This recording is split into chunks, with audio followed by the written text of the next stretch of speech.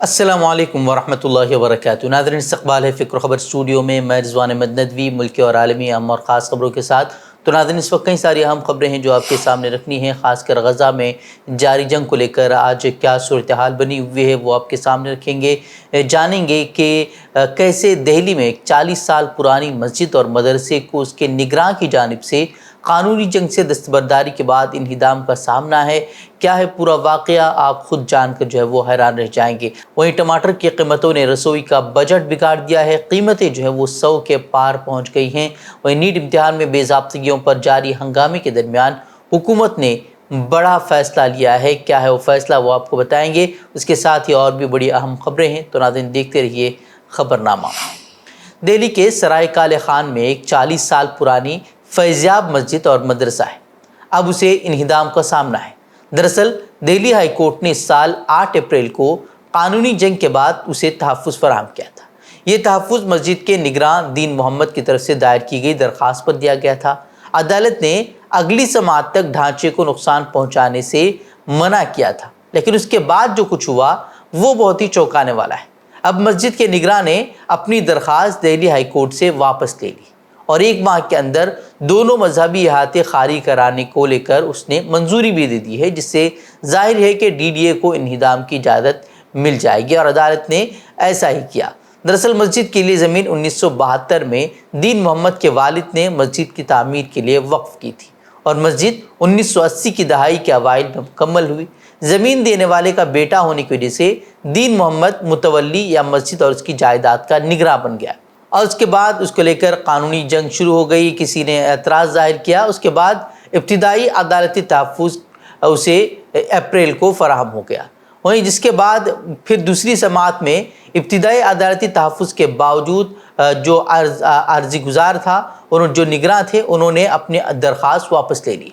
उस वक्त जो है जस्टिस अमित शाह की बेंच ने इस शर्त पर दरख्वास्त वापस ली कि मस्जिद के नुमाइंदे 1 माह की छुट्टियों की टाइमलाइन पर अमल करेंगे और हुक्काम के कामों में रुकावट डालने से गुरेज करेंगे। हैरान कुन न्यूटन ने कानूनी माहिरीन और कम्युनिटी के अरकान को अब परेशान कर दिया है। अब जो है सवाल उठाए जा रहे हैं कि जिनकी वजह से पिटीशन वापस ली गई है और उसके नतीजे में इंहिदाम के हुक्म को कबूल किया गया है। कम्युनिटी के एक सरकर्दा रुकन ने भी हैरत का इजहार किया है कि मस्जिद के कानूनी टीम के पास अपनी इब्तिदाई पिटीशन में मस्जिद और मदरसे की कानूनी हैसियत के बारे में काफ़ी शवाहिद मौजूद थे, इसलिए ये हैरान कुन है कि दरख्वास्त वापस ले ली गई है। उन्होंने कौमी दारुल हुकूमत में वक्फ इमलाक की गैर जानिबदारी और तहफ़्फ़ुज़ पर सवाल उठाते हुए दिल्ली मजहबी कमेटी और दिल्ली वक्फ बोर्ड दोनों की निगरानी करने वाले एहलकार के दोहरे किरदार पर भी तशवीश का इजहार किया है। और टमाटर की कीमतों में गुज़िश्ता 6 महीनों में सबसे बड़ा इजाफा देखने को मिला है। तमिलनाडु, कर्नाटक, आंध्र प्रदेश और महाराष्ट्र जैसी रियासतों में अब टमाटर की कीमत 100 के पार पहुंच चुकी है। मानसून के महीनों में आमतौर पर सब्जियों की कीमतों में इजाफा देखने को मिलता है, लेकिन इस मरतबा ये ज़रूरत से ज़्यादा गर्मी उसकी बुनियादी वजह बताई जा रही है। कर्नाटक में टमाटर की पैदावार में भी बड़ी कमी आई है। ताजरों का कहना है कि कीमत में मज़ीद इजाफे का इम्कान है और ये भी सूरत हाल है कि सब्ज़ी की छोटी दुकानों पर टमाटर दस्तयाब ही नहीं है। सिर्फ टमाटर ही नहीं बल्कि प्याज, आलू और दूसरी फलियां, दाल, लहसुन और अदरक की कीमतें भी जो है वो आसमान को छू रही हैं, जिससे कि किचन का बजट दबाव का शिकार है। एक साल के अंदर मुल्क में प्याज और आलू समेत खाने पीने की अशिया की कीमतों में 65% इजाफा होने पर कांग्रेस लीडर जयराम रमेश ने मरकज़ की मोदी हुकूमत को हत्फ़े तनकीद बनाया है। महंगाई पर एक अखबार की सुर्खी लगाकर अपने एक्स हैंडल पर शेयर करते हुए उन्होंने लिखा कि बाकी जो बचा वो महंगाई मार गई। आलू, प्याज, टमाटर, सब्जियां, दाल हर घर की रसोई की ज़रूरत है, जिनमें महंगाई लगातार नए रिकॉर्ड बना रही है। लेकिन 1/3 वज़ीर-ए-आज़म बिल्कुल लापरवाह हैं और वो महंगाई का मीम भी नहीं बोलते। ताज़ा रिपोर्ट के मुताबिक गुज़िश्ता 1 साल में अशियाए ज़रूरिया की कीमतों में 65% इजाफा हुआ है। सब्जियों की कीमतें इस कदर बढ़ गई हैं कि किचन से गायब होने लगी हैं। वज़ारत उमूर सारिफीन के मुताबिक प्याज, आलू और टमाटर की कीमतों में सबसे ज़्यादा इजाफा हुआ है। उनके अलावा चावलें, दाल और दीगर अशियाए खुर्दनोश भी महंगी होती जा रही हैं। नीट UG का पर्चा लीक होने और फिर UGC नीट इम्तिहान की मनसूखी को लेकर पूरे मुल्क भर में जारी हंगामा आराई के दरमियान हुकूमत ने अहम फैसला करते हुए पेपर लीक को रोकने के लिए सख्त कानून नाफिज कर दिया है। मरकज़ी हुकूमत ने अवामी इम्तिहान कानून 2024 को मुत्तले कराया है, जिसका मकसद مسابقتی امتحانات میں پیپر لیک اور نقل پر لگام لگانا ہے۔ خیال رہے کہ اس قانون کو مرکزی حکومت نے اس سال فروری میں منظور کر لیا تھا اور اسے ہفتہ یعنی کہ 22 جون سے نافذ کر دیا گیا ہے۔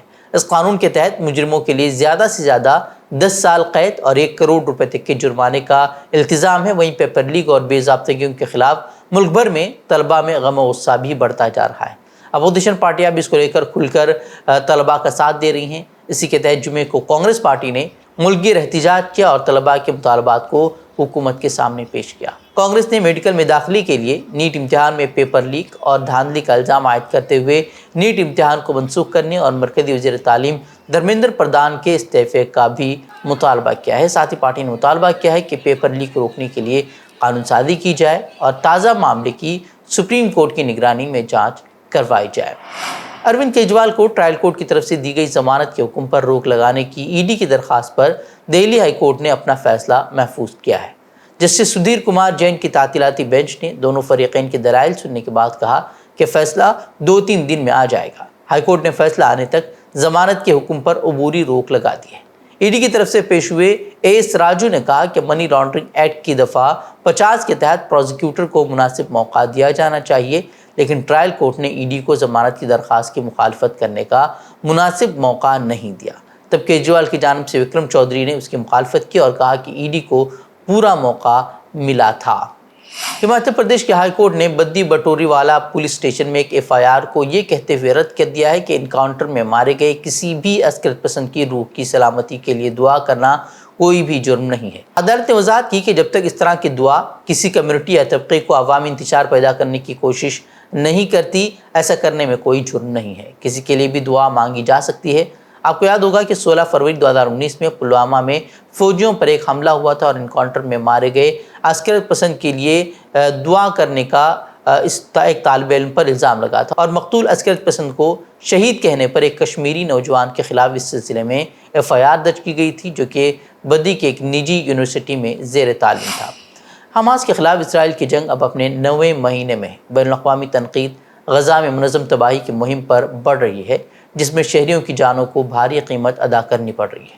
صہیونی فوج نے جمعے کے روز غزہ کے جنوبی شہر رفح کے باہر بے گھر فلسطینیوں کے لیے بنائے گئے خیمہ کیمپوں پر گولہ باری کی ہے۔ اسرائیلی فوج کے ان تازہ حملوں میں کم از کم 25 افراد شہید ہوئے ہیں اور 50 زخمی ہوئے ہیں۔ ہلاکتوں کی تصدیق غزہ کے صحت کے حکام اور ہنگامی کارکنوں نے کی ہے اور آئینی شاہدین کے مطابق اسرائیلی فورسز نے گولیاں چلا کر خیموں سے باہر آنے والے لوگوں کو شہید کر دیا۔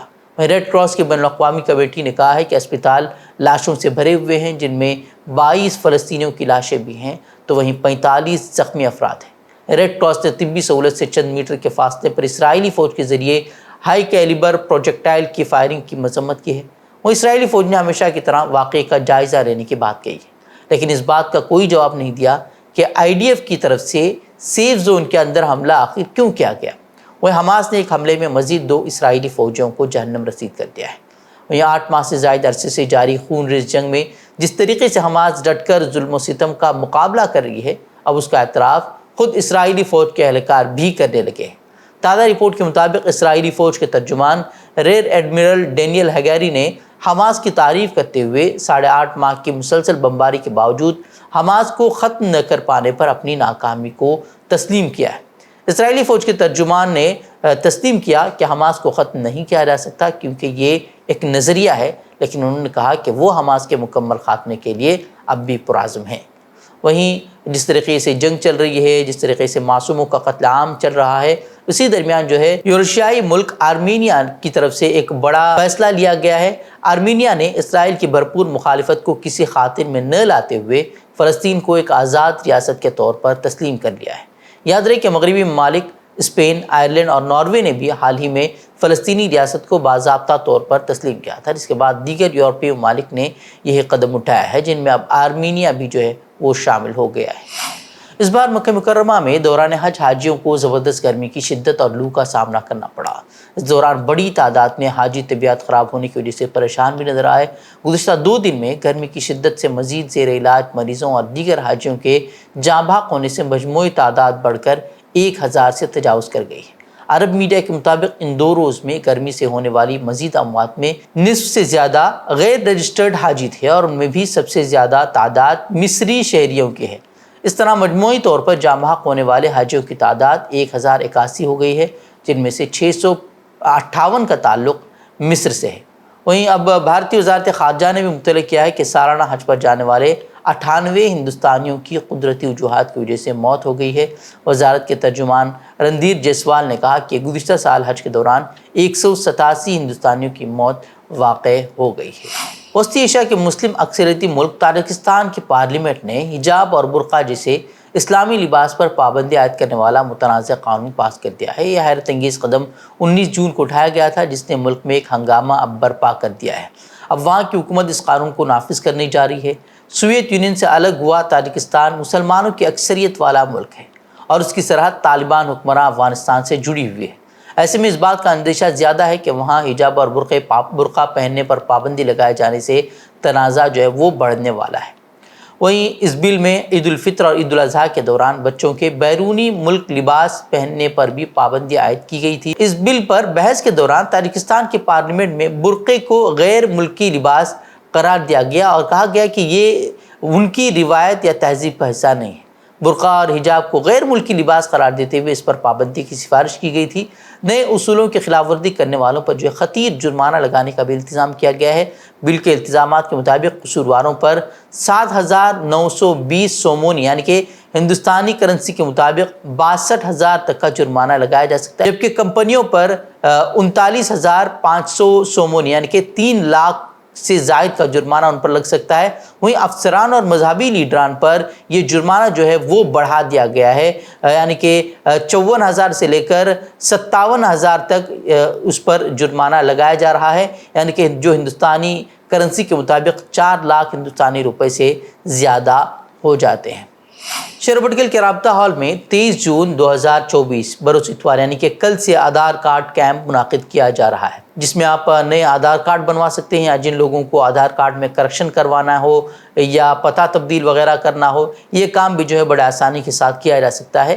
یہ آدھار کارڈ کیمپ مسجد سے اصلاح و تنظیم بھٹکل اور رابطہ سوسائٹی بھٹکل کے اشتراک سے منعقد کیا جا رہا ہے، جو کہ صبح 9 بجے سے شام 4 بجے تک جاری رہے گا۔ عوام الناس کے ساتھ ساتھ خصوصی طور پر NRIs سے اس موقع سے فائدہ اٹھانے کی ذمہ داروں نے گزارش کی ہے۔ واضح ہے کہ اس سے قبل نور حلقہ کی جانب سے بھی آدھار کارڈ کیمپ کا انعقاد شہر کے مختلف علاقوں میں کیا گیا تھا، جس سے ایک بڑی تعداد نے جو ہے وہ فائدہ اٹھایا تھا۔ ناظرین، خبریں مزید خبروں کے لیے آپ ہماری ویب سائٹ www.fikrkhabar.com کی طرف رخ کر سکتے ہیں۔ ویڈیوز کے لیے ہمارے YouTube چینل کو سبسکرائب کریں۔ ناظرین، اجازت دیں، السلام علیکم ورحمۃ اللہ وبرکاتہ۔